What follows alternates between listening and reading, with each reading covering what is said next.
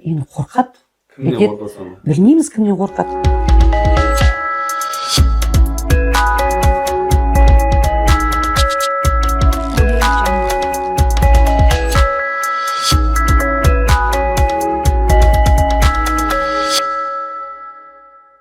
Ашықтықтың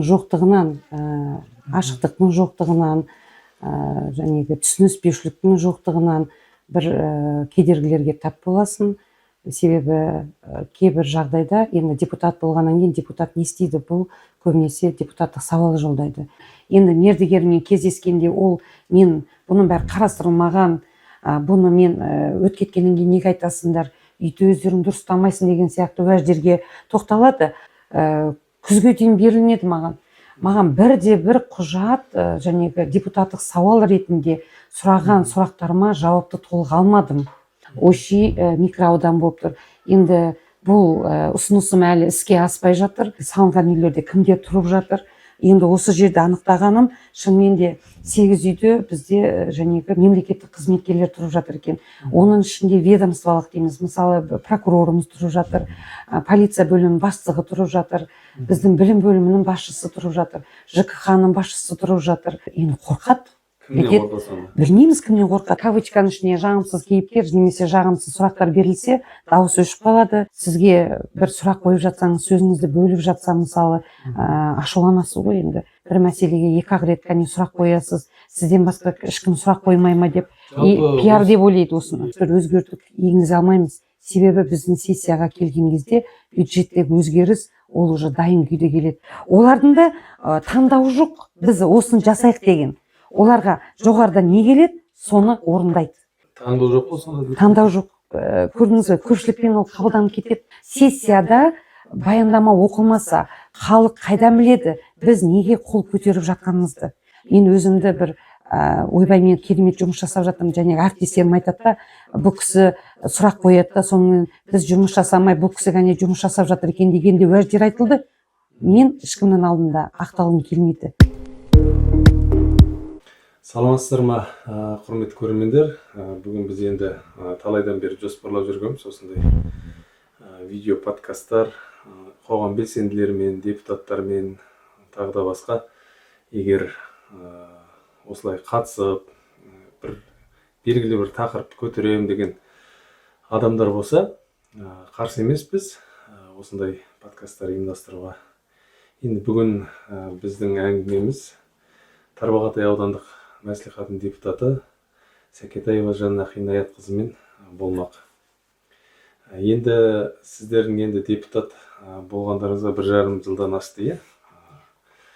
Енді жалпы депутат болған қалай екен, қандай екен, оның қандай ауыртпашылықтары, қандай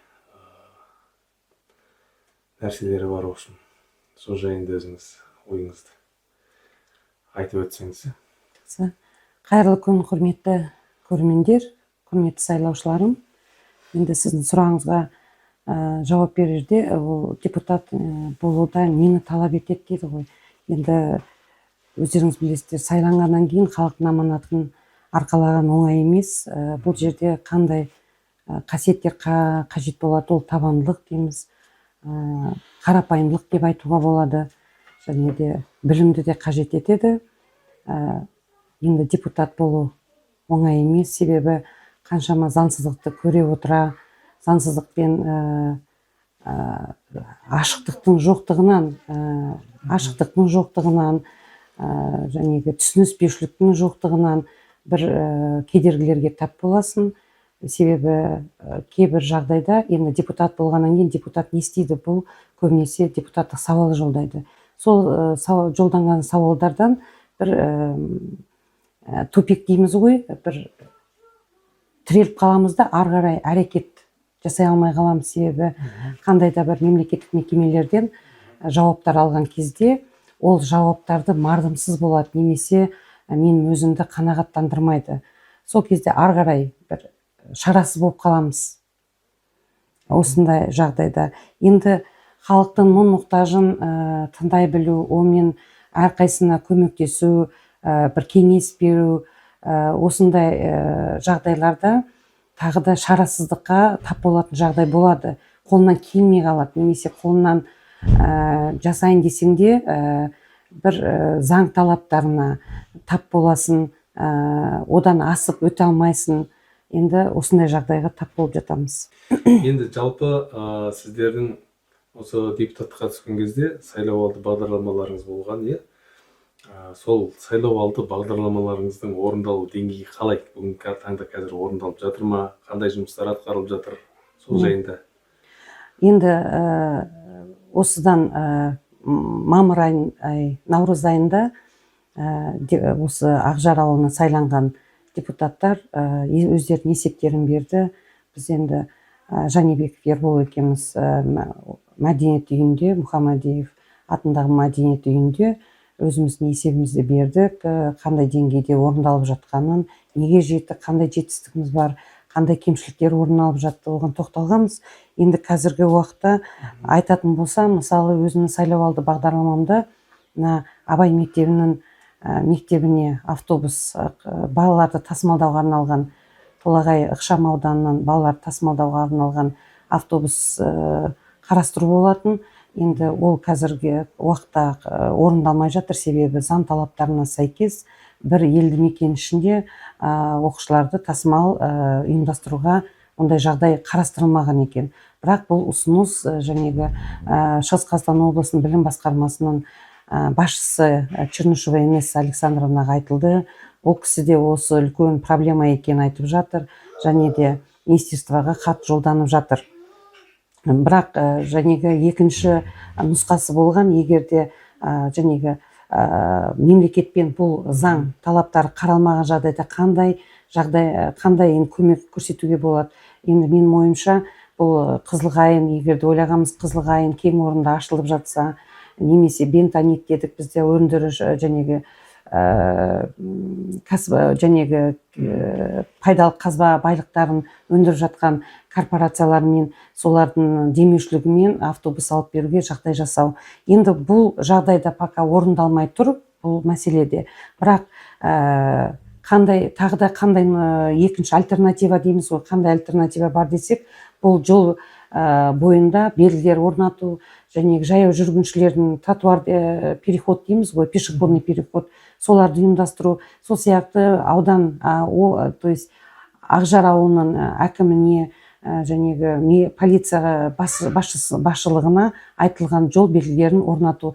Мысалы бізде жәнегі Толағай ықшам ауданында балалар көбінесе оқушылар Абай мектебіне қатынайтын жерде жол торабы, перекресток дейміз ғой, заправка тұр. Сол жерлерге жәнегі жаяу жүргіншілер пешеходный дорожкалар жасау. Енді келесі ол мемлекеттен бөлінген бюджет қаражатын мақсатты жұмсалып жатыр ма, оның жұмсалған проектілердің сапасы қандай, осыған байланысты қадағалау, бақылау жұмыстар жүргізіліп жатыр. Енді ол біздің аудандық бюджеттен бөліне ма, республикалық бюджеттен бөлінген қаражат па, немесе облыстық бюджеттен бөлінген қаражат па, оған шамам келгенше жәнегі қадағалау, бақылау жүргізіп жатырмын. Енді жуықта 17 маусым шілдеде осы жылдың біздің Ақжар Маңырақ Ақжар шілікті жолы және 93-108 қашықтықта жол салып жатыр, асфальт орташа жөндеу жұмыстар жүргізіліп жатыр. Соған бақылау жасап жатырмыз. Енді күнделікті деп айта алмаймын, бірақ ара-тұра жасап жатырмыз. Ол туралы Facebook парақшасында да өзімді жариялағанмын. Демесең Сұңғат екеуміз, одан кейін біздің Тарбағатай ауданының қоғам белсендісі Тұрысбеков Жарас ағамен барып, мамандармен кездесіп, осындай қандай кеткен киім-кешектерін ескертіп, оны Facebook парақшама жариялағанмын.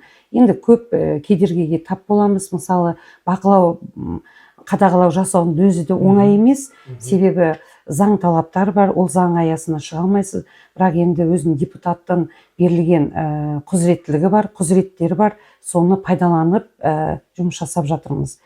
Енді қазіргі уақытта мысалы сол жол орташа жөндеу жұмысы жүріп жатқан жолға тоқталатын болсақ, бұл жерде жәнегі сметаның болмауын қараймыз.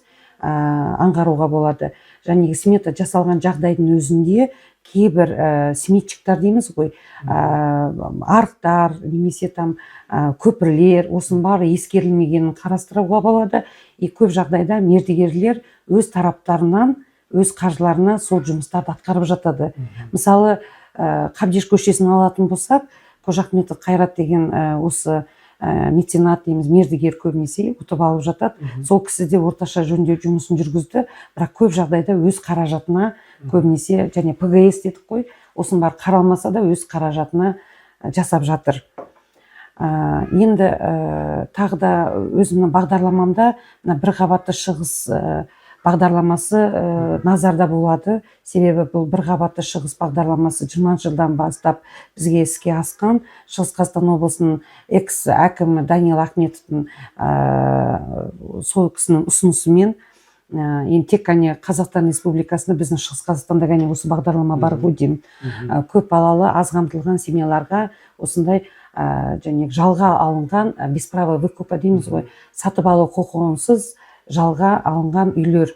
Енді бұл жерде енді аса назарда ұстайтын дүние бұл сол үйлердің сапасы дейміз.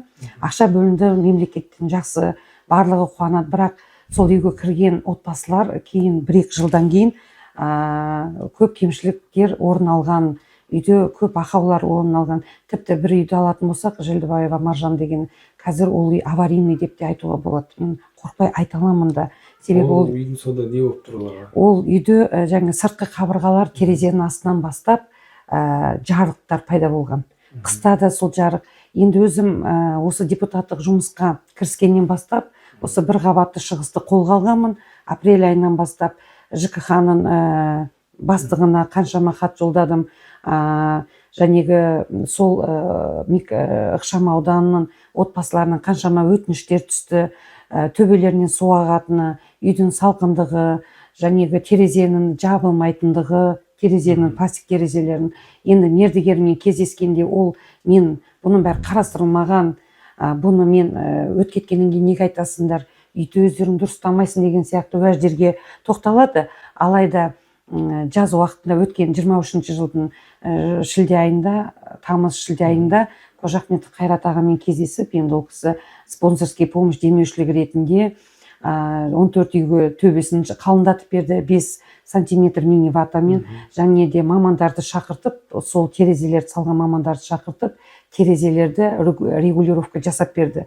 Бірақ сонда да әлі де кеткен кемшіліктер орны қалпына келген жоқ. Бұл дүниенің бәрі акт жасалып, жәнегі аудан әкімінің орынбасар Талант мырзамен келісіліп, мердігерлерге хат жолданған, алайда көп жағдайда соның барлығы қалпына келген жоқ.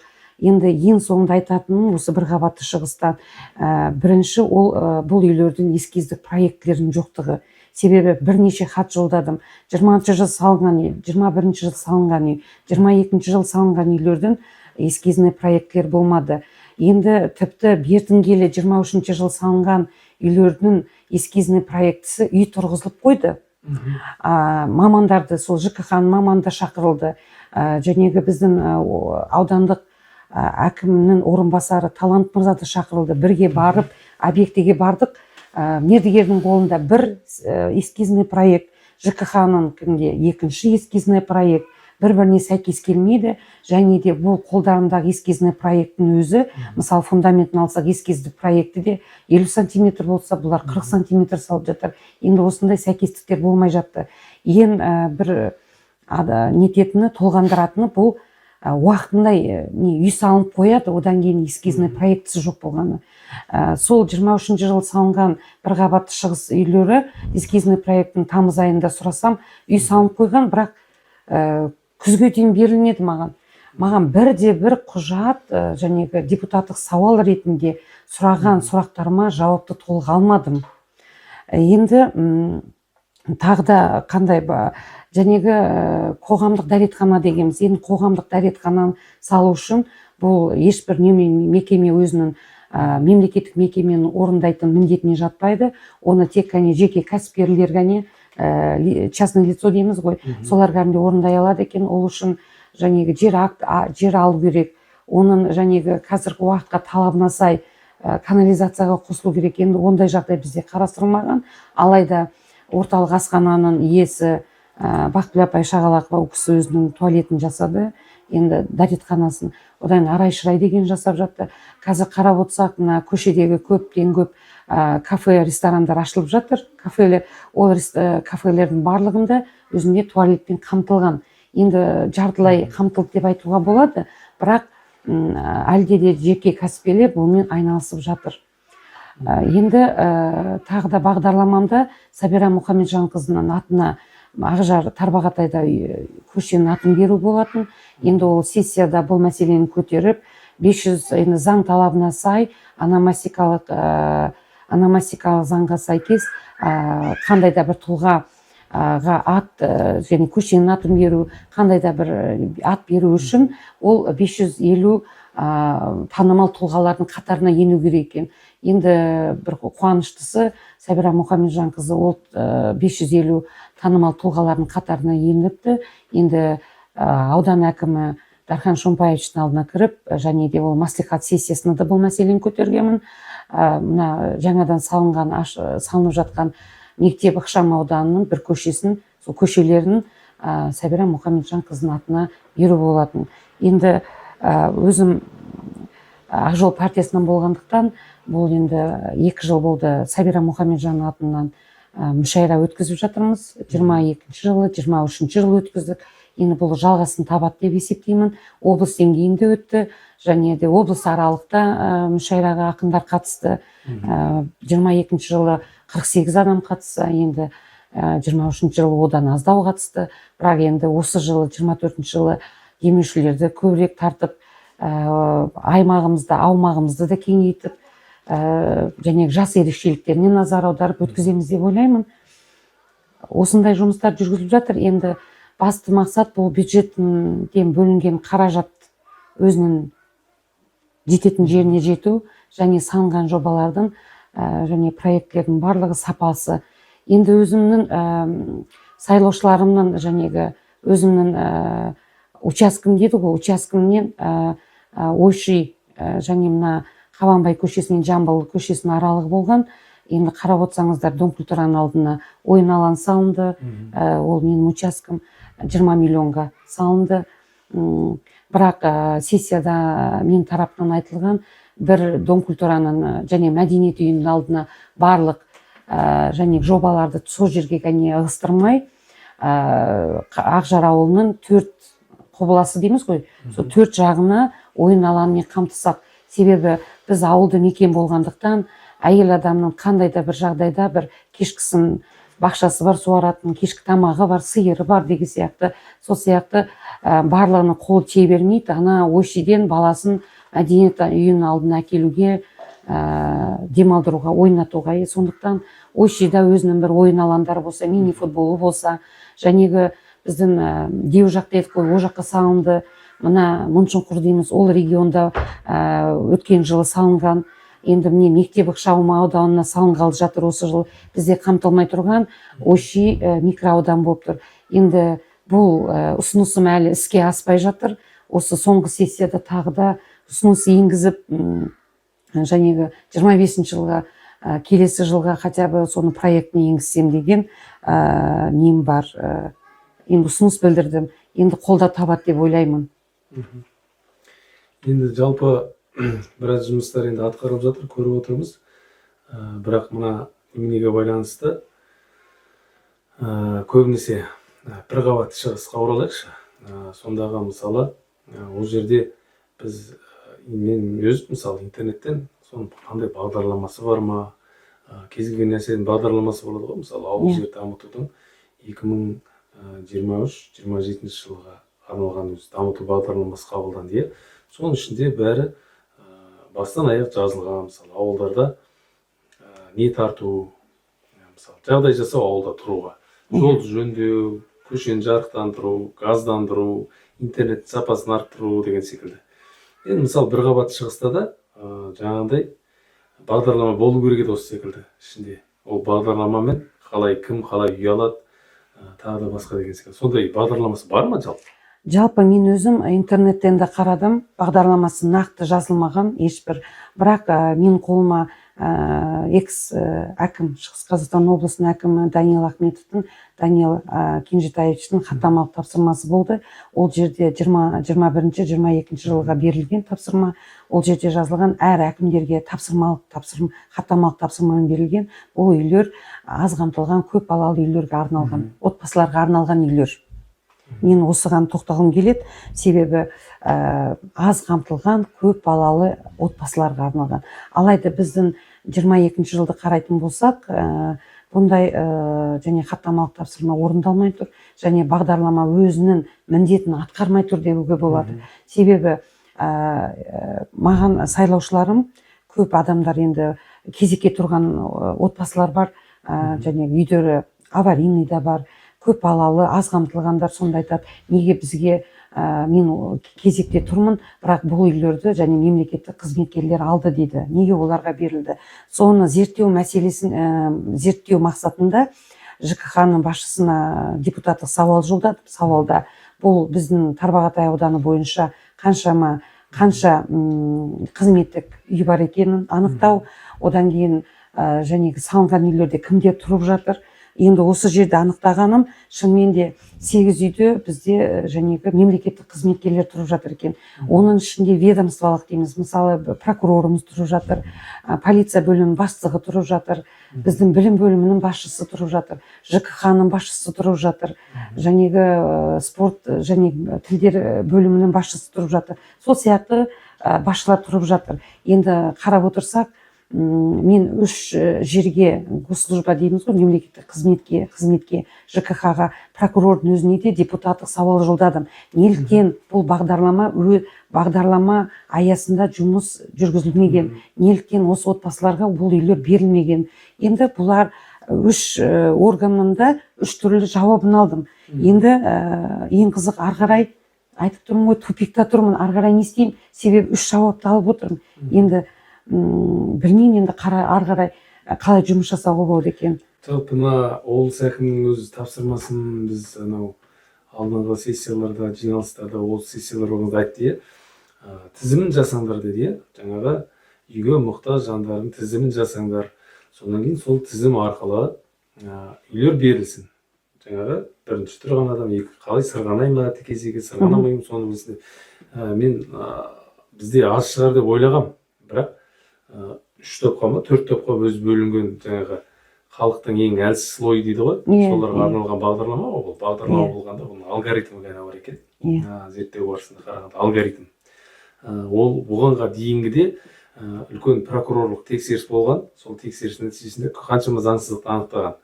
Енді соның ішінде жаңағы облыс әкімінің тапсырмасына сәйкес бұлар тізім жасау керек болған, бірақ тізім біздің Тарбағатай ауданы әкімінің парақшасында тұр.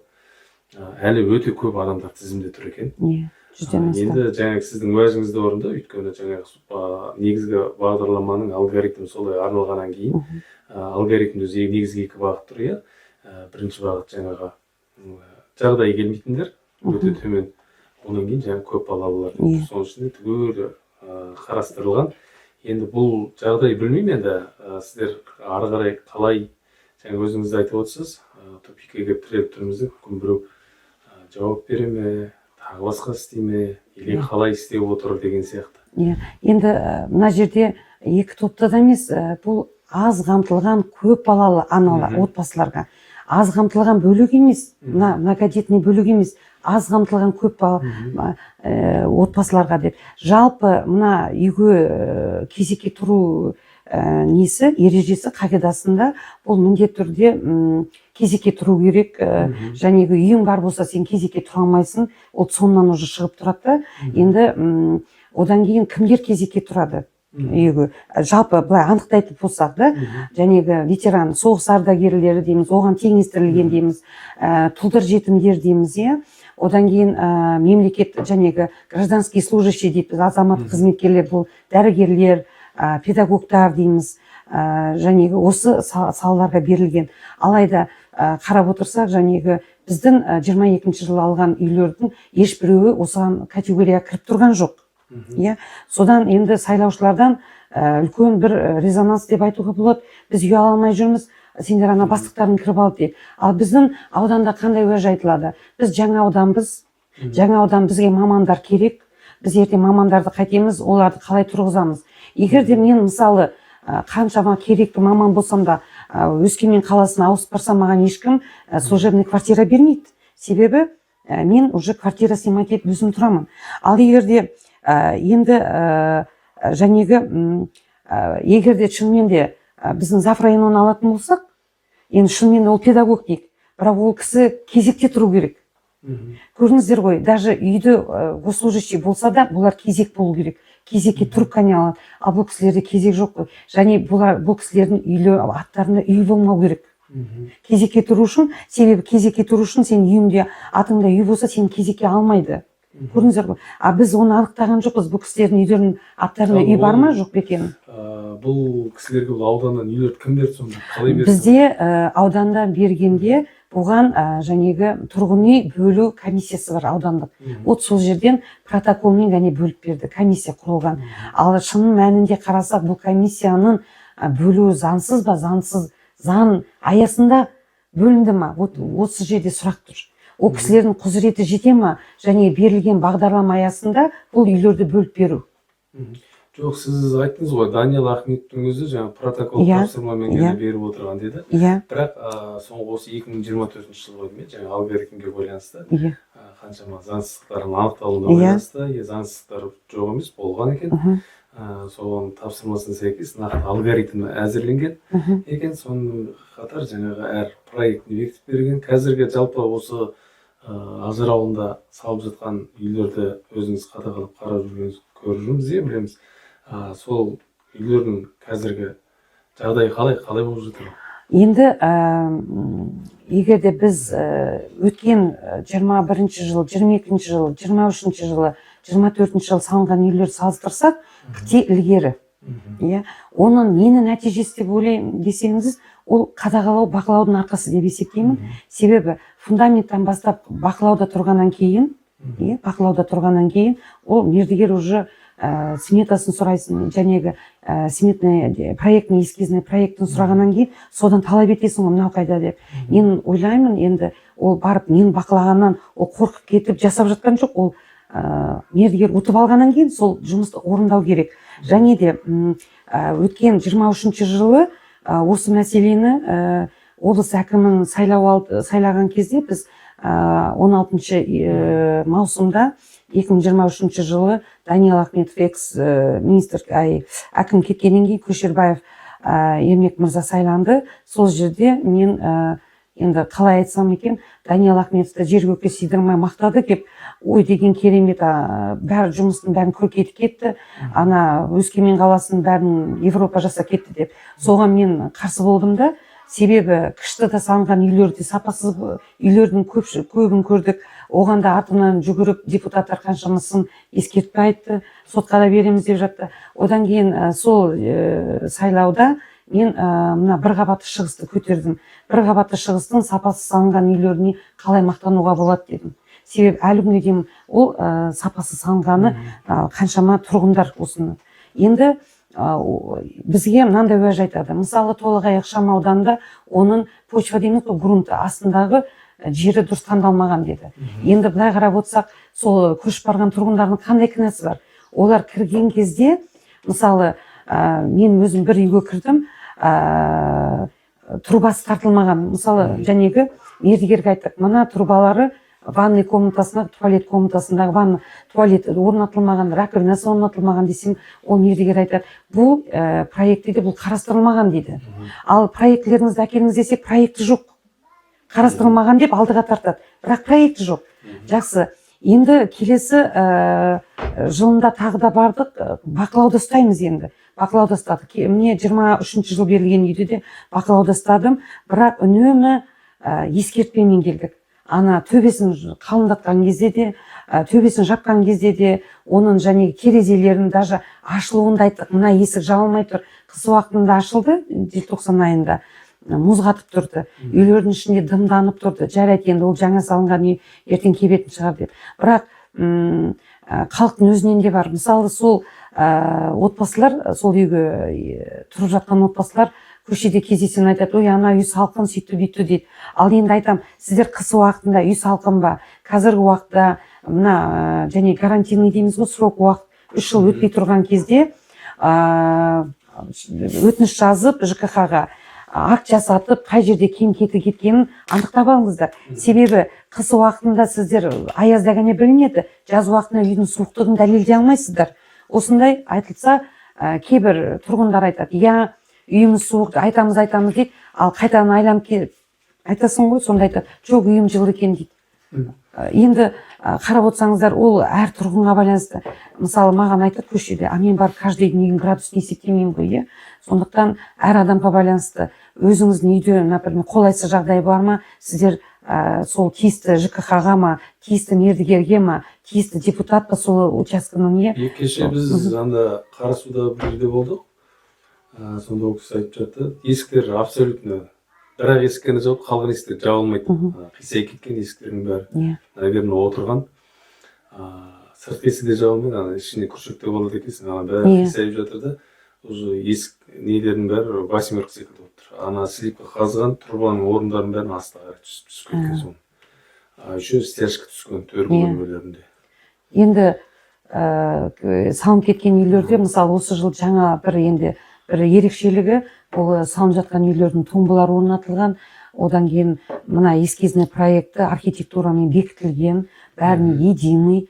Алайда осы жәнегі 24 жылы салына бастаған үйлердің көп документтерін, құжаттарын ЖКХ-ға 3 мәртеме депутаттық сауал жолдадық. Біз депутаттық топ, өздеріңіз білесіздер, біздің мәслихатта 5 депутаттан депутаттық топ құрылған. Сол депутаттықтың атынан ЖКХ-ға құжаттар сұралды. Ол конкурс қандай негізде өтілгені, ол конкурсқа қатысқан кезде жәнегі айтты ғой, меморандумға қандай комиссия, оның құрамы кім, қандай жәнегі ИП-лары ма, ТО ма, қандай құрылыс компанияларына бұл үйлер бөлініп берілді, және неше үйден берілді. Ол үйлердің сомасы қанша миллион тұратын, мысалы, квадратурасы неше теңгеден сатылатыны. Бұл құжатты мен жаз бойы деп айтуға болады. Біз топпен жібердік. Өздеріңіз білесіздер, бір депутаттық сауал жолдасақ, ол 1 айдың көлемінде жауап беріледі. Сонда қараңыздар, 3 рет жаздым, 3 рет жаздық. 3 ретінде ең соңғысын жаздық, енді қандай жауап келетін белгісіз. Толық келмейді жауаптар.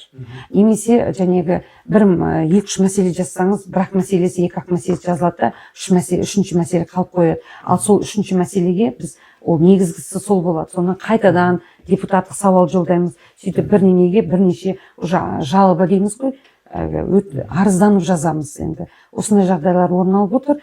Енді қазіргі уақытта өткен жылдардыкін алсақ, эскизный проекттер жоқ болса архитектурамен, қазіргі уақытта 24 жылда эскизный проект бар. Бірақ мердігерлердің алдында тағы бір проблема туындап тұр. Бұл жер актісі. Жер актісі, осы бір мердігер барлық деген ИП-ның несі айтты, бізге жер мәселесі шешілмей тұр деді. Енді осыны шешіп берсе дейді. Көрдіңіз ғой, бірінші үй салу үшін жер акті салыну керек. Ол жәнегі архитектурамен эскизный проект жасалу керек. Одан кейін ол бекітілу керек. Одан кейін ғана үй салыну керек қой. Бізде керісінше, бірінші үй салынады, одан кейін өткен жылдық мысалы эскизный проекті жасалып-жасалынбаған білмей, себебі мен қолыма ешбір ЖКХ-ның бір маманы қолыма ұстатқан жоқ. Не электронный почтамен келген жоқ енді. Ал осы жылғыны қарап отырсақ, ол эскизный проект единый жасалған, архитектурамен бекітілген. Енді эскизный проекттің өзіне тоқталатын болсақ, фундаменті көрсетілген, жәнегі кровлясы бәрі көрсетілген, оның несі жалпы барлығы көрсетілген. Енді мердігерлерге тек қана не қалады? Сапалы үй салып беру. Себебі оған сіз кірмейсіз, мен кірмеймін, оған аз қамтылған көп балалы отбасылар кіреді. Енді бұл проект және бағдарлама аясында біздің енді жер үй бөлу комиссиясы тек қана аз қамтылған көп балалы үйлерге бөліп бермеген. Бұл жәнегі социально уязвимый дедік қой. Бұның ішінде инвалидность бар, тұлғаларда үй алғаны бар. Одан кейін аварийный жәнегі қалай дейміз аварийный состояниедағы үйлер, несі аварийный акті жасалып, осындай үйлер, құлағалы тұрған үйлер дейміз ғой. Енді сондай отбасыларға берілген.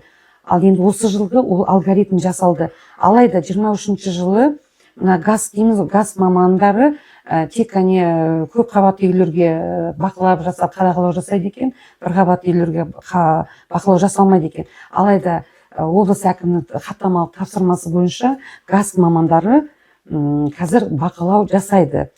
Алайда сол келген газ маманымен бірге жүрдім, өзім Маңыраққа да бардым, мына біздің Ақжардың үйлерін көрдік. Сонда газ маман айтады, мен бұл кісілерді қалай бақылайын дейді, егер де олардың қолында эскизный проектісі жоқ болса. Мен мына жердің дұрыс немесе дұрыс емес деп айта алмаймын, себебі эскизный проекті жоқ.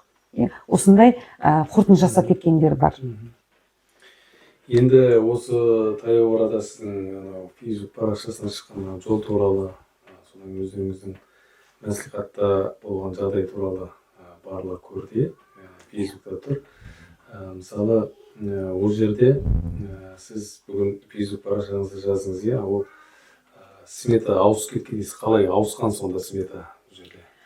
Жақсы, енді бұл мәселеге қайдан туындады деп осыған оралатын болсақ, бізде WhatsApp тобы бар, ауылдан хабар деген. Сол жерде көп және жолаушылар деп айтамыз ба, автомобиль жүргізушілері ма, резонанс туғызып. Жалпы сізге қоса кетсем, бізде көбінесе жол жүргізушілер дейміз, көбінесе шағым түсіретін халық. Сол көбісі мысалы сіздерге шағым түсірген кезде өздері жазбаша көбіне жазып береміз сіздерге? Жоқ, жәнегі көбі жазбайды, көбі енді қорқады. Кімнен қорқасың? Білмейміз кімнен қорқады. Мысалы, менің бір жазып берген Жаңауылдан бір арызданып жазып берді, өтініш менің тарапыма. Одан кейін үйі тоже бір қабатты шығыспен салынған. Кейін оның жәнегі прописка отырмаған осы Ақжарға келтіріп, мына АСП алатын жерін АСП ала алмай қапты, прописка жоқ болғандықтан.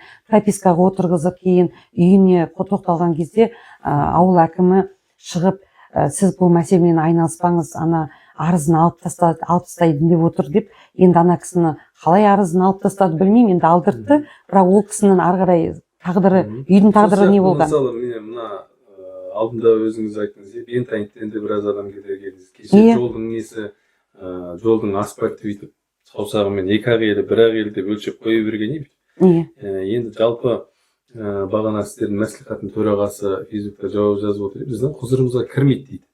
Бірақ өздерінің видеоларына қарасақ, өздерінің жолда түсіріп жүрген, сызғышпен өлшеп жүр, метрмен өлшеп жүр. Ол егер құзырына кірмейтін болса, ол неге оған араласады дейміз? Екінші бір мәселе, бұл жалпы жаңағы госзакупка сайтында мысалы қарап отырсаңыз, бағана сіз Facebook парақшасын жазған екенсіз осы туралы, соны қарап өтсек, расында да кез келген жолға заказ берген кезде оны қадағалауға технадзорға тағы тендер ойнатылады екен. Жолды қадағалайтын ұйымдар оны ұтып алады да, мысалы 6 миллион болып, 10 миллион, 5 миллион ұтып алғаннан кейін ол жолды қарайды екен. Ал енді олар сол моменттерде неге болмайды, олар қалай қадағалап отыр, қалай қарап отыр, немесе жергілікті жаңағы билік өкілдерінен болсын, депутаттардан болсын, оларды ертіп алып сіздер шақырған кездер болды ма жалпы? Жоқ, ондай кездер болған жоқ. Енді біз өзіміз, мысалы біз айттық, мен Өмірхан Айкенұлына шықтым, осындай шілікті жолына барайықшы, ар жағында осындай орын алып жатыр екен деп, мен төрағаға шықтым. Ол кісі айтты, мен қаладамын деді. Ол кісіден алдынан өттім. Содан айттым, онда қалада болсаңыз көлігіңізді беріңіз, мен барайын.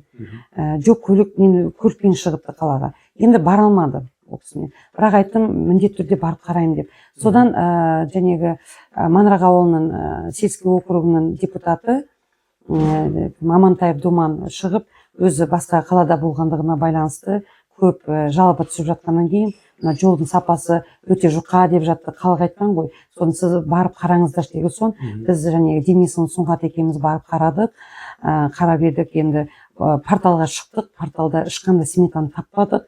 Таппағаннан кейін біз оның қандай екен, шын айтқан кезде ол қандай километраж екен деп білген жоқпын. Бардық, қарасақ жол салып жатыр екен, маман жүр екен, сол маманнан сұрадым, сіздің осындай. Себебі мен порталға шығып қарап едім, Бозшанканы алып шықтым. Бозшанка екенін білген жоқпын, мен шатастырып алдым дедім сол. Бозшадан басталды ғой. Бозшадан басталды. Бозша деген Маңырақ айтып тұр ғой, Маңырақ Бозша деп тұрды. Ақжар Шілікті жолы деген жоқ, Маңырақ Бозша аралығы деді. Себебі бұл және видеоролик жүрген біздің WhatsApp желісінде, сол жерде қарадық қой, жолдың қалыңдығын өлшеп жатыр, не керемет жол салынып жатыр деп. Содан қарасақ, ана және катать етіп жатқан асфальт неме дейміз, укладчик дейміз, асфальт укладчик өтіп бара жатыр, ар жағы топырақ болып жатыр. Содан сұрақ туындады, үйбайнан битумы қайда сонда? Енді сонда ар жағында уже КамАЗдың ар жағында, Қобаның ар жағында битум жоқ екені көрінді. Одан кейін жиналып бардық. Барсақ енді обед уақыт екен. Бер жағында битум құйылмаған енді. Бірақ немеге полосаға асфальт нетіпті, қопарып қарадық. Шынымен де топырақ шығып жатыр. Соның анықтай келе, енді мен сіздерге айтып отырмын, что мен сметамен шатастым деп. Сметада там 25 сантиметр ол бошанка болып шықты. Және ПГС несі. Ал жәнегі 93-108 километражда бұл жерде 23 жылы ПГС салынып кеткен дейді. Маманның айтуынша февраль айында, ақпан айында салынып кеткен дейді. Сонда олар қыстың күні ПГС салып кеткен, оны тегістеп кеткен, тапталады дейді сол жағымен. Жарайды, жақсы. Тапталады дейді. Енді осы жылы тек қана асфальт төсеуге екен. 2 жылға. Сонда бұл переходящий болып тұр екен. Енді соны неттік, маманнан сұрасақ, сметасын сұрадым енді. Сметаңыз бар ма десем, жоқ, смета жоқ дейді. Сонда сметасы қалай жұмыс жасайды мамандар? Соның басына не технадзоры жоқ, не жәнегі авторлық надзор да жоқ. Ал шын мәнінде кейіннен білсем, осы технадзорда және авторлық надзорда бұлардың барлығы соның басында жату керек екен. Дұрыс айтасыз. Бұл және тендерға түседі екен. Оған миллиондаған ақша бөліп алады екен, олар ұтып алады екен. Қазіргі таңда біздің Тарбағатайдың өзінде бір жолға 2 технадзор соттасып жатыр екен. Себебі олар ұтып алған ғой. Ана жол сессияда өзі біреу айтып қалды. Осы жайлауханаға қоймайды ғой деп. Соттасып жатыр деді әлі. Технадзорлар ма? Енді шатас кетуі мүмкін. Ертең жайлауханаға ренжіп жүрмесін айтқан жоқпын. Бірақ сессияда тұрақты комиссияның отырысында осы мәселе айтылды, что технадзорлар уже бір-бірімен соттасып жатыр дейді. Сонда енді неге басында отырмайды? Былай қарасаңыз, технадзор ақша алғаннан кейін, ұтып алғаннан кейін ол қадағалауда болу керек қой. Сонда біз көбінесе жағдайда әлі де бізде ашықтық жоқ, әлі де көз бояушылық. Тек қана біз не дейміз ғой, ана хайп дейміз ба, не дейміз? Ойбай, керемет бізде мынандай жұмыс. Кеше сіздің видеоңыздан да көрдік, сіз айтып жатты ғой, сіздер мына жерде қоймай сұрақтарыңызды эфирде қоясыздар, сол жерде жаңа өздеріңіздің аттарыңызды шығару, или дәріптеу, немесе тағы басқа деген сияқты әңгіме болып жатыр. Сонда бұл мәслихаттың YouTube парақшасына кірсеңіз, мысалы стрим, яғни стрим түрінде тікелей эфирде өтіп жатты.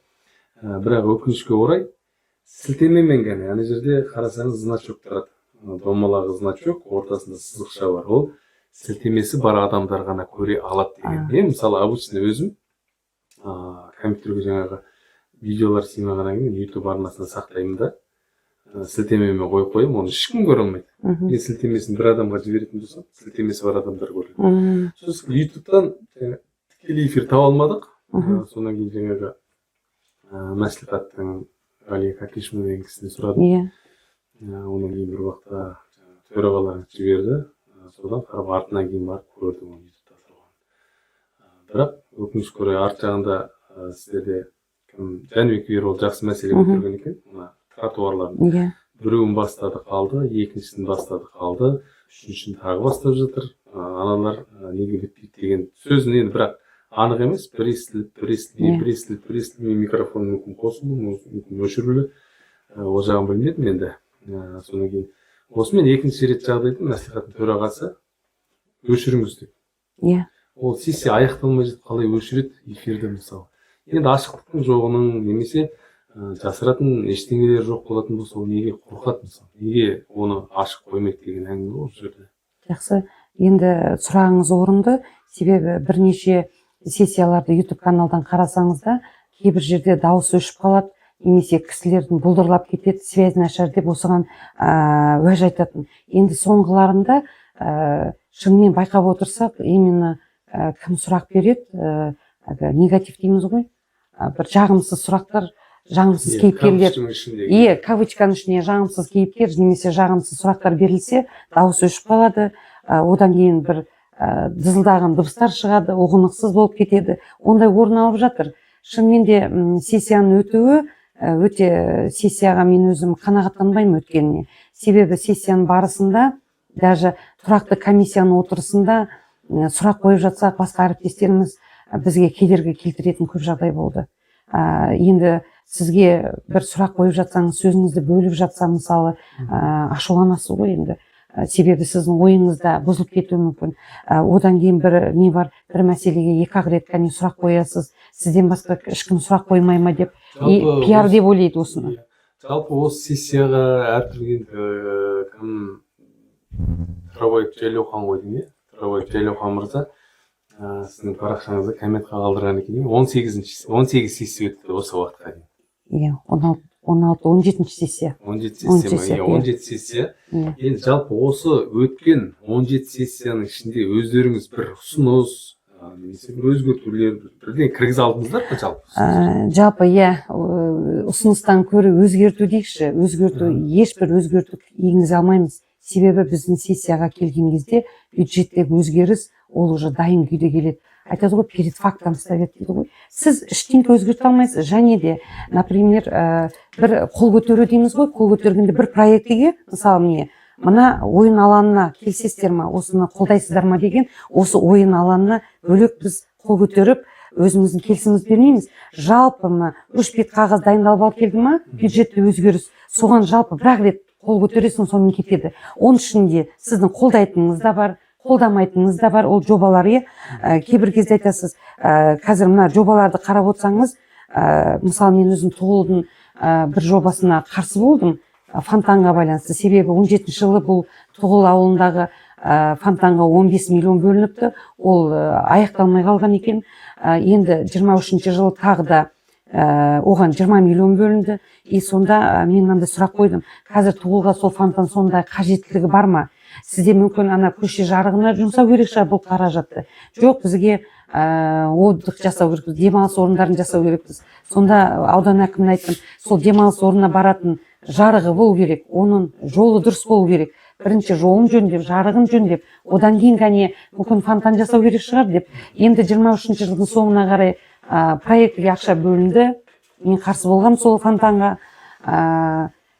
Проектіге ақша бөлінді. Енді сентябрь айы ма, октябрь айында бізде сессия болған кезде айттым. Сол фонтан 3 рет жұмыс жасапты ғой. Ол фонтанға суды, жәнегі су таситын көлікпен суды тасиды екен. Ал енді өздерінде скважина жоқ болды, су алу мүмкіндік жоқ болып, фонтанның қажеттілігі не? Енді қазіргі осы 24 жылда фонтан тағы да істемей тұр. Сол фонтанға 20 миллион ақша бөлінді. Сессияда ауыл әкімі міндетін атқарушы айтып жатты ғой, фонтан істемей тұрдым, жасырмай барлығын айтты. Иә. Енді жалпы сонда ұзын сөздің қысқасы ұсыныс енгізе алдыңыздар ма? Ұсыныс енгізе алмадық. Жәнегі келген, сессияға келген құжаттың барлығы бекітіліп кетіп отыр. Енді ұсыныс енгізу үшін не істеу керек екен? Ұсыныс енгізу үшін менің ойымша алдын ала жәнегі әкімдер және қоғамдастық дейді ғой. Мына Ақжар ауылына бірінші не керек? Не керек? Сол ұсыныстарын әкелу керек. Қоғамдастықпен ба, депутатпен ба? Например, 23 Сіздерге әкелеміз? Жоқ, ондай әкелмейді ешқандай ұсыныс. Ауыл әкімі шақырған жоқ? Ауылда әкім жоқ, шақырған жоқ. Бірде-бір шақырған жоқ. Енді білмеймін, неліктен шақырмайтын. Ал енді өзіңіз деп бару керек шығарсыз. Жоқ, өзіміз деп бардым. Айтамын, мына жаққа бізге ойын алаңы керек не? Ойшиға. Мына жерге неге Дом культураның алдына, мәдениет үйінің алдына бәрін ығыстырып жатсыздар. Басқа жақтарға шашыңыздар. Басқа жақтына баласы қызығын көрсін деп айтамыз. Сол сияқты. Ал енді аудан ауыл әкімдеріне сөйлесек айтып, бізге мынаған ең басында біз 23 жыл келдік қой жұмысқа, депутаттыққа кіріскен кезде айтты. Бізге мынаған жобаны жасаңдар дейді, болды. Жарықтандыруға ақша бөліп береді. Болды. Олардың да таңдауы жоқ. Біз осыны жасайық деген. Оларға жоғарыда не келеді, соны орындайды. Соны өзгеріп, жәнегі сессияға алып келеді деп бекітеді. Сонда мен ойлаймын, бір адамдарға, мысалы мен өзім осы жобаға тікелей қатысым болса, мен мына жерге мынаны істеу керек еді деп, мен соны жасағым келсе, соны жасаймын. Маған ұнап тұр. Менің ойым, менің идеям, мысалы. Сіздерге таңдау жоқ болса? Таңдау жоқ. Мен өзіме бірде-бір таңдау болған жоқ. Сіздердің қолдарыңызда тұр ғой, дауыс берген кезде. дауыс бермей қалуға дауыс бермей қалғанымыз болды. Мысалы бюджетте мен қарсы болғаным бар, қалыс қалғаным бар. Бірақ көрдіңіз бе, көпшілікпен ол қабылданып кетеді. Біз 11 депутатпыз, 6 дауыс алса болды, қабылданып кетеді. Ал 6 дауыс қарсы болса, онда 5 дауыспен және көпшілікпен ғана орындалады. Бекітілуі көпшілікпен орындалады. Ол берілген дауыстарға байланысты. Енді кейбір кезде болады, өзім жалғыз өзім қарсы болған кезде. Мен бастапқы эфирлерде мысалы қарап olsanız шешім жобасы бар. Бағана тыңдағансыздар, осыны қолдайсыздар ма? Бір кәпті бір депутаттар сізді қарап отырса, қол көтеріп кетуге келген адам сияқты болып тұр да ана жерде просто енді. Сол жерде де мысалы түсінбеушіліктер бар. Енді біз шынымен тұрақты комиссияның отырысында осының бәрін талдаймыз, сұрақтар береміз. Әріптестерім ренжиді ғой, неге бір жарым сағатқа созылды деп. Енді тұрақты комиссияда талдамаса, қай жерде талдаймыз? Одан кейін сессияға келген кезде сессияның өзінің регламенті бар. Регламентте баяндамаға 20 минутке беріледі. Одан кейін жәнегі жарыс сөзге беріледі 5 минут дейді. Сұрақтар одан сессияның аяғында қорытынды комментарий жасалуға уақыт беріледі. Бұл бірақ орындалмайды көп жағдайда. Біз соңғы сессияда не үшін дау болды? Сессияға дейін отырыста не үшін дау болды? Және де бұл мен сол дауды Facebook парақшама шығардым, дауыстарды. Себебі менің пікірім бойынша мен ұсыныс жасадым, сессияда мына тұрақты комиссияда оқылған баяндамалар оқылсын деп. Ал көпшілігі не керек оны оқып, біз тұрақты комиссияда оны талдап тастадық қой дейді. Сонда тек қана шешім жобаларын жәнегі қолдау жібердік, өткіздік. Енді бізде тек қана қолдаймыз, бекіту немесе бекітпеу ғана. Ал мен оны келіспедім, себебі біздің тұрақты комиссияда ашық тікелей эфирде жүрмейді, оның жазбаша ешқай жерде жоқ. Қазір оғында оралам. Тұрақты комиссияның жазуға бола ма, болмай ма деген. Сессияда баяндама оқылмаса, халық қайдан біледі біз неге қол көтеріп жатқанымызды, нені талқылап жатқанымызды, біздің бюджетте не бөлінгені. Жалпы ол халыққа керек жоқ. Сіз мысалы 1000 сайлаушыңыз бар ғой, 1000 сайлаушы өзіңіз түсіндіруіңіз керек деген комментарийлер жүр ғой. Сонда болғанай түсіндіру. Сонда сіз әрбір адамға соны түсіндіру керексіз. Жоқ, ол дұрыс емес. Себебі бізде ашықтықты талап етсек, ол баяндаманың барлығы сессияда оқылу керек. Ашық күйде өту керек. Мен қай жерде, мен бір депутат, мен бар көше аралап, және сессияның бюджеттегі өзгерісті мен ешкімге барып düşünейін ғой. Немесе мен ол үшін үлкен бір бүкіл сайлаушылардың топ ашу керекпін.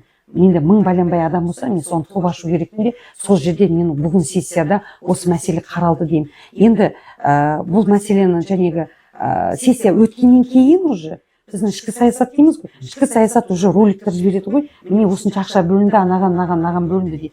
Мен неге жәнегі Ақжар ауылының әкіміне маған айтады, шүйліге соған көп сұрақ береді. Себебі ол кісінің баяндамасында нақтылық жоқ. Мысалы, сквер жасайды дейді. Скверді Жамбыл көшесі дейді. Жамбыл көшесінің нақты қай жерінде? Жамбыл көшесі ұзын ғой, енді бастан аяққа дейін Ақжардан бүйтіп өте шығады. Қай жерінде? Одан кейін анаған ақша бөлінді дейді. Ол нақты қай жерде? Ол нақтылық жоқ. Соны өткен сессияда бұл кісіден мен талап еткенмін. 79 миллионға сіз және жұмсалған қаражатқа 23 жылға. Соны нақтылап әкеліңіз. Прямо тиынына дейін жазып әкеліңіз. Қай жерге не бөлінді? Енді соны екінші жолы нақтылап әкелуге болады ғой. Осыған маған айтады, сіз көп сұрақ бересіз. Неге сұрақ бермейміз? Ертең мен осы сұрақтарды, осы нақтыланған дүниені сайлаушыларым любой келіп сұраса, мен айтамын, осы жерде мынанша миллион осы жерге бөлінді, мына жерде сквер болады. Осы жолы құдықтарға бөлінді ғой деймін. Құдықтарға 4 миллион теңге бөлінді, 5 құдыққа, әкімшіліктің алдында, саябаққа, одан кейін және Мақта апамыздың, одан кейін Тәуке паркілеріне ақша бөлінді, қаражат бөлінді. Одан кейін тағы да Қайқыба паркіне біздің демеушілік жәнегі бентанит дейміз ғой, Тагбенттің демеушілігімен сол жерге скважина тартылды. Енді Тагбентке тоқталатын болсақ, енді менде де сол жәнегі инвестор дейміз ғой, солармен бізге қаншама жұмыс орнын ашып отыр. Жақсы, енді шулап жүріп, шын айтқан кезде бұл кісілерді перерегистрация жасап, біздің Тарбағатайға тіркетіп жатырмыз. Біздің бюджетке ақша түседі. Бұл кісілерден де бір көмек сұрап. Мысалы, біз енді депутаттық топ болғаннан кейін, бұл және Тагбенттің орналасқан жері Маңырақ ауылдық округіне жатады. Сол Маңырақ ауылдық округіне футбольный поле дейміз ғой, футбол алаңының ограждениесіне қоршауына 5 миллион теңге бөлдірдік. Енді ол мен өзім шын айтқан кезде қалаға да Жогулевқа бардым, кездестім оның басшысымен, қандай өнімдер алып жатқан қарап шықтым лабораториясымен. Сол кезде айтты, біз жәнегі 10 миллионнан астам ақша демеушілік жасап отырмыз, 5 миллионы ограждение кетеді, 5 миллионы және Жетаралда реабилитационный центр ашылады деді ғой, соның проездісін жасауына, сметалық жобасына 5 миллион бөліп отыр екен. Одан кейін Маңырақ ауылында освещениеге ақша бөлді. Енді қарап отырсақ тағы да міне Қайқы Баба паркіне бұрғылау жұмыстарын жүріп, скважинаға тағы да қаражат енді өз техникасымен келіп бұрғылап берді. Енді сессия болғаннан кейін біз айтамыз ғой, сессияда көп адамдар ойлайды, Фейсбукта қарап отырсақ, бір ауыздан ешқандай пікір айтпай, бір ауыздан бәр дүние қабылданып кету керек дейді. Егер де біз парламентті дамыған мемлекеттерінің парламенттерін қарайтын болсақ, бәр жерде дау емес, пікір алмасу дейміз ғой. Исследовательская беседа дейді ғой, зерттеу несі жүреді. Пікір болады. Даже мына парламент алсақ, парламентская оппозиция деген не бар. Бір дүниеге екінші альтернатива болады. Екінші альтернатива, даже үшінші альтернатива болады. Үш нұсқа болуы мүмкін. Ал біз бір нұсқамен жүрсек, бізде ешқашан даму болмайды. Пікір алмасқан, пікір таластан кәне бізде бір орыннан қозғаламыз. Ал егер де біз мүлгіп отырып, қолымызды көтере берсек, ешқандай даму болмайды. Себебі сұрақ туындаған кездегене ойлану процесі болады. Енді көп жағдайда және айттық, енді өзіме қатысты болғаннан кейін маған айтып жатыр пиар деп. Мен өзімді ақтағым келмейді. Менде сұрақ бар, мен сұрақты қоямын. Мен өзімді бір ойбай, мен керемет жұмыс жасап жатырмын, және әріптестерім айтады да, бұл кісі сұрақ қояды да, сонымен біз жұмыс жасамай, бұл кісі ғана жұмыс жасап жатыр екен дегенде уәждер айтылды. Мен ешкімнің алдында ақталғым келмейді. Мен ақталатын деңгейге барғым да келмейді. Себебі менде қазір тура сол моментте сұрақ бар, мен сұрақты қоямын. Сол сұраққа жауап алуға тырысамын. Енді осындай дүние. Ал енді әріптестерім ренжімесін, набеженных воду возит дейді ғой. Біз басымызды осыған тіктік, қандай сөз естісек естіп жатырмыз, қандай теріс пікір болсын, жағымдық пікір болсын, біз бәр нәрсеге дайын болу керекпіз. Себебі біз саналы түрде осы депутаттық сайлауға түсіп, депутат болуға осындай басымызды бәйгеге тіктік. Тіккеннен кейін бәр нәрсеге көніп төзу керекпіз. Жақсы, бүгінгі әңгімеңізге рахмет. Енді алдағы уақытта да тағы да үлкен бір әңгімелер болып жатыр деп ойлаймын. Енді жалпы осындай бізге подкастқа қатысып, осындай ашық әңгіме өрбітемін деген депутаттар болсын, басқа да жаңа қызметкерлер болсын, қоғам белсенділері болсын, біз әрқашан дайынбыз. Әр уақытта қандай кезде болсын, осындай ашық әңгімелер өрбітуге. Сондықтан хабарласуларыңызға болады. Хабарласыңыздар, сіздермен де өткізейік. Енді өздеріңіздің тараптарыңыздан ұсыныс болмаса, енді біз көбінесе енді кейбіреулеріне ұсыныс білдіреміз, кейбіреулеріне өз тараптарынан ұсыныс болмаса, біз оны албатып қайтып түсіреміз. Мысалы, қазір өз біреуді видеоға түсірудің өзі де қазір өз қиын болып кетті. Қазір біреуді түсіріп қалсаң болды, сотқа беремін дейді. Бірдеңе дұрыс болмаса сотқа сүйрейді, сотқа беремін. Сен әлеуметтік желіге ананы жаладың, сотқа беремін дейді. Соттан жеңіл қалып жатса да қоятындар жоқ, мысалы. Енді бұл жерде соның барлығын басын ашып анықтап алу керек. Сондықтан бұл жерде әлде көп әңгіме айтуға болар еді. Бұл жерде әлде көптеген нәрсе көп. Мысалы, бір қабат шығыстың өзіне том кітап жазуға болады қағаздарына, мысалы. Сол сияқты, мысалы, жол, тағы да бөлініп жатқан ақша, оның бәрін зерттеуге болады. Қазір көзлап сайтында қай жерге қанша ақша бөлінді, қаншаны ұтып алды, қанша ақшам экономға кетті. Өйткені мен сессияларыңыздың көбін қарасам, көп жағдайда кезектен тыс өтеді екен. Көбінесе бюджетке қарсы. Мысалы, жаңа жылдан алдында бір қабылдайды, одан кейін тағы өзгеріс, одан тағы да өзгеріс. Эконом суммалар болады, оны былай жібереді, былай жібереді. Оның бәрін ешкім ашып айтпайды, оны халық та түсінбейді, ешкім де іздемейді. Сондықтан оның артында іздеуші болатын болса, ол басты мақсат діттеген жеріне жету, негізгі жеріне жету. Сондықтан да халық та өзінің ауылда бірдеңе салына ма, требовать етіп, білу керек, соны қадағалап, қарап, сұрап деген сияқты. сонда ғана бізде сапалы дүние болады, сапалы нәрселер жасалып шығады. Енді сізге көп рахмет бүгінгі эфирге қатысқаныңызға. Енді келесі эфирлерде жүздескенше сау, саламат болыңыздар. Сау болыңыз.